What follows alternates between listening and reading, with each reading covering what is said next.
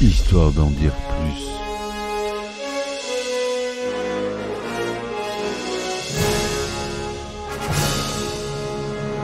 Eh ben attendez, on est en France. Allez, cul sec. Hop.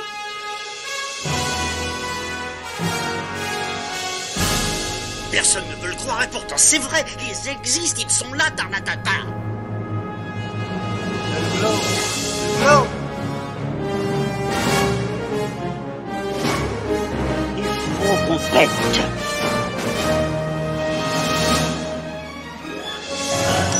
Voyons, le circuit branché, convecteur temporel temporisé. Bonjour, bienvenue sur Histoire d'en dire plus. Aujourd'hui, épisode spécial anecdote de tournage. Donc, je vais vous raconter les travers des tournages des grands films. Épisode numéro 6 ou 7, je sais plus. On est déjà fait. Je vous dis, on y va.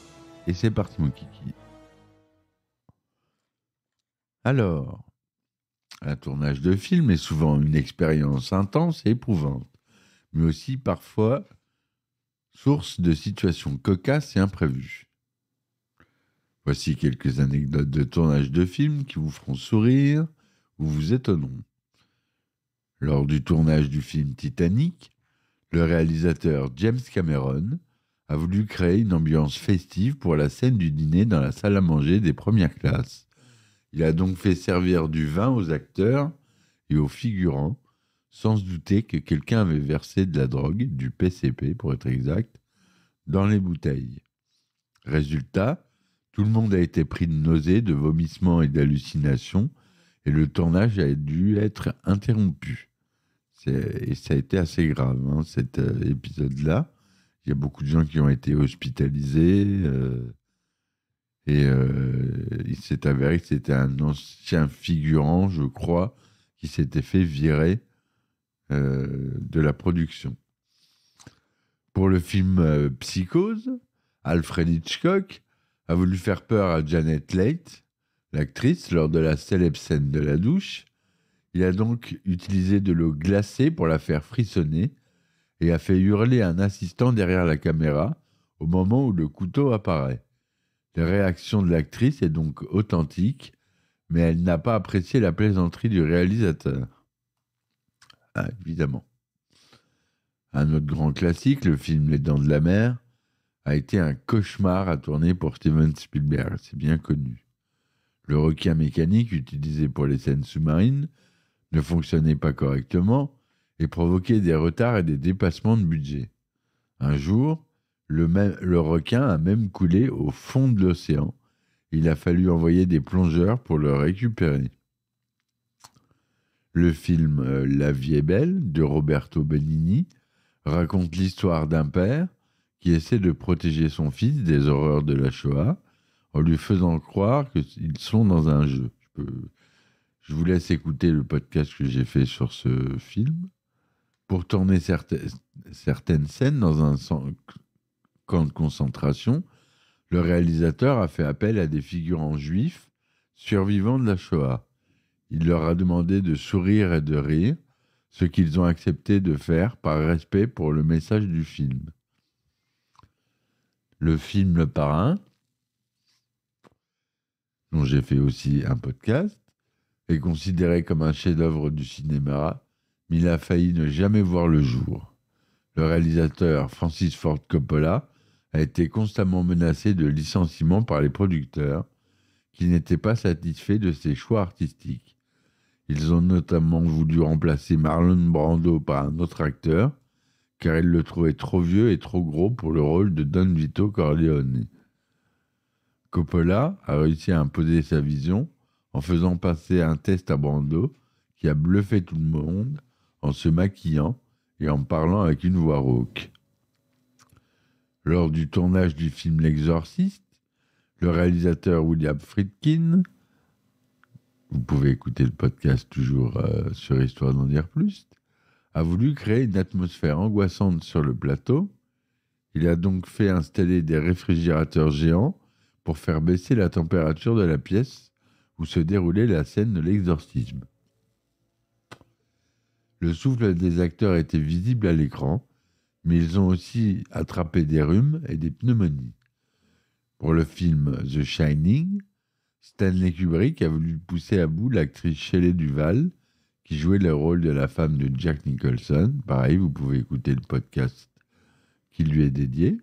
Il l'a harcelée et humiliée pendant tout le tournage, au point qu'elle a perdu ses cheveux et a failli faire une dépression nerveuse.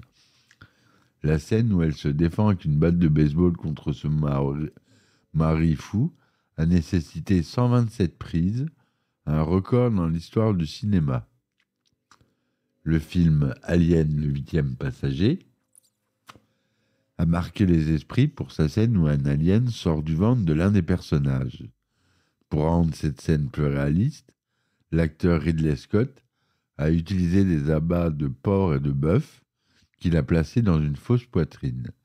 Les acteurs n'étaient pas au courant du procédé et ont été surpris et dégoûtés par le résultat.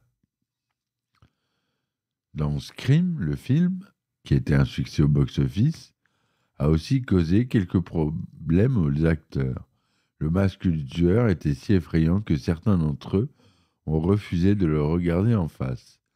Le réalisateur Wes Craven a dû les rassurer en leur montrant qu'il s'agissait d'un simple accessoire. Par ailleurs, le costume du tueur était si encombrant que l'acteur qui le portait trébuchait souvent et se blessait. Dans le film Ça, adapté du roman éponyme de Stephen King, qui raconte l'histoire d'un clown maléfique qui terrorise des enfants, pour incarner ce personnage, le réalisateur André Musschietti a choisi l'acteur Bill Skarsgård, qui a su se montrer terrifiant à l'écran. Mais il a aussi su se montrer sympathique avec les jeunes acteurs qui jouaient les enfants. Il leur a même offert des ballons et des bonbons entre les prises. Lors du tournage de Star Wars, le réalisateur George Lucas a eu du mal à trouver des acteurs pour jouer les Stormtroopers, les soldats de l'Empire. Il a donc fait appel à des figurants recrutés parmi les forces de police britanniques qui étaient disponibles et habitués à porter des uniformes. Il a dû leur demander de retirer leurs chaussures car elles faisaient trop de bruit sur le sol métallique du vaisseau spatial. Pour le film Matrix, les acteurs Keanu Reeves, Lawrence Fishburne, Carrie-Anne Moss et Hugo Weaving ont suivi un entraînement intensif aux arts martiaux pendant 4 mois sous la direction du chorégraphe Wen Wu-ping. Ils ont dû apprendre à manier des armes à feu et à réaliser des cascades spectaculaires. Mais ils n'ont pas été épargnés par les blessures. Reeves a souffert d'une hernie discale, Fishburne s'est fracturé le bras, Moss s'est déchiré les ligaments du genou et Weaving s'est fait une entorse à la cheville. Le film Avatar de James Cameron a révolutionné le cinéma par son utilisation de la motion capture, ou plutôt performance capture, une technique qui permet de capturer les mouvements et les expressions des acteurs pour les transposer sur des personnages numériques.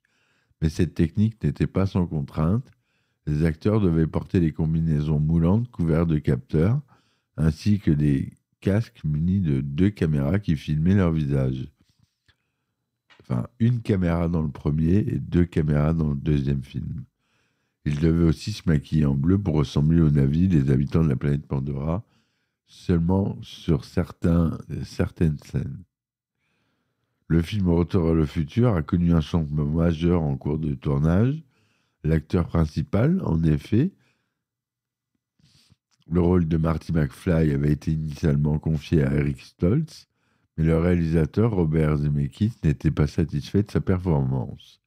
Il a donc décidé de le remplacer par Michael J. Fox, qui était alors la star d'une série télévisée, Family Ties, mais Fox devait jongler entre les 2 emplois du temps et tourner parfois jusqu'à 20 heures par jour. Le film E.T. l'extraterrestre de Steven Spielberg raconte l'histoire d'une amitié entre un enfant et un alien égaré sur Terre. Pour donner vie à E.T., le réalisateur a utilisé une marionnette animatronique qui coûtait 1,5 million de $. Il a aussi fait appel à un acteur nain qui portait le costume d'E.T. pour certaines scènes. Il s'agissait de Pat Dillon, qui mesurait 82 cm et pesait 15 kg. le film Mythique extraterrestre de Steven Spielberg raconte l'histoire d'une amitié. Je l'ai déjà dit. Excusez-moi, je me répète. On passe à Iron Man. Lors du tournage du film Iron Man, le réalisateur Jon Favreau a laissé une grande liberté à Robert Downey Jr., qui joue le rôle du milliardaire Tony Stark. L'acteur improvisait souvent ses répliques, ce qui donnait un côté humoristique et spontané au personnage. Mais il avait aussi une habitude étrange. Il cachait de la nourriture sur le plateau et la mangeait pendant les scènes. C'est ainsi qu'on le voit offrir un donut à Nick Fury ou manger un hamburger dans sa voiture.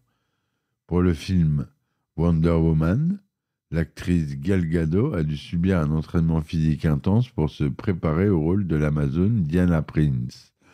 Mais elle a dû faire face à un autre défi, tourner certaines scènes en étant enceinte de 5 mois. Le réalisateur Patty Jenkins a dû utiliser des astuces pour dissimuler son ventre, comme lui faire porter une robe plus ample ou lui coller un morceau de tissu vert sur le ventre pour le faire disparaître en post-production. Le film Deadpool a été un succès au box-office grâce à son humour décalé et à son anti-héros irrévérencieux, incarné par Ryan Reynolds. Mais le film a failli ne jamais voir le jour car les studios étaient réticents à financer un film de super-héros classé R, interdit aux moins de 17 ans aux États-Unis. C'est grâce à la fuite d'une vidéo test sur Internet qui a suscité l'enthousiasme des fans que le film a obtenu le feu vert. Le film Black Panther a été salué pour sa représentation positive et diversifiée de l'Afrique et de ses habitants, ainsi que pour son casting composé majoritairement d'acteurs noirs. Il a aussi été confronté à quelques difficultés lors du tournage. Par exemple, l'acteur Chadwick Boseman, malheureusement décédé depuis, qui jouait le rôle du roi T'Challa, devait parler avec un accent africain. Mais il avait du mal à se faire comprendre par les autres acteurs et par l'équipe technique. Il a donc dû répéter ses répliques plusieurs fois pour se faire entendre. Et pour finir, le film Thor a été l'occasion pour l'acteur Chris Hemsworth de se glisser dans la peau du dieu nordique du tonnerre. Mais il a été aussi l'occasion pour lui de se faire une belle frayeur. Lors de la scène où il affronte le géant de glace Lophé, il devait porter des lentilles de contact bleues qui lui donnaient une vision floue. Il n'a donc pas vu que l'acteur Colm Ford, qui jouait Lophé, s'était approché trop près de lui avec son bâton et lui a presque crevé l'œil. Voilà ce qui était des anecdotes de tournage. C'est un épisode inédit. Il va passer dans les épisodes payants. Voilà, je vous remercie de m'avoir écouté jusque-là. J'espère que ces anecdotes vous auront plu. Je vous dis à très vite pour un nouvel épisode spécial anecdote. Et ciao, ciao! Histoire d'en dire plus.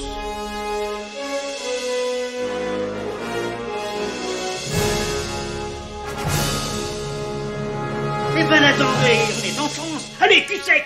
Hop.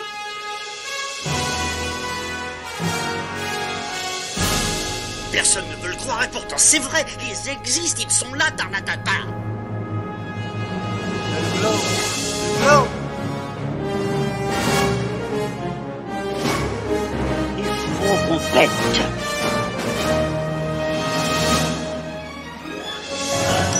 Voyons, circuit branché, correcteur temporel temporisé.